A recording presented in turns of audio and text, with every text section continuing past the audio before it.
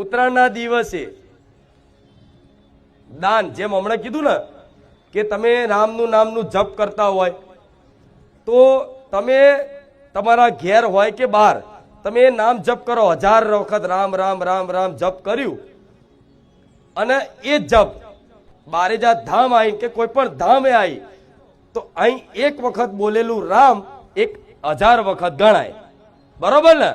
તો એવી રીતે ઉત્તરાયણ નો દિવસ એ દાન માટે ખૂબ મહત્વનો દિવસ છે. તલ, ગોળ, શેરડી, બધું લાડુ બધું બનાવે છે ને, અને એ દિવસે કહેવાય છે ગાયને દાન કરવાથી વિશેષ ફળ પ્રદાન.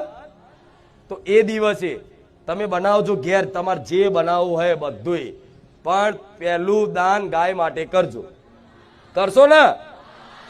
એ રોજ કરો છો એ બરોબર છે, પણ એ દિવસ કરશો તો 1000 ગણું દાન ફળશે, કેમ કે વિશેષ દિવસ છે. હિન્દુ ધર્મના શાસ્ત્રો અનુસાર એ વિશેષ દિવસ છે કે એ દિવસ દાન કરવાથી કદાચ 1 રોટલી ખવડાવવાથી 1000 રોટલીનું ફળ મળે.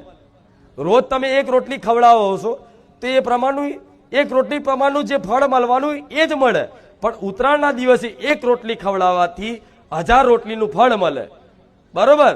તો 11 રોટલી ખવડાવવાથી 11000 રોટલીનું ફળ ના મળે?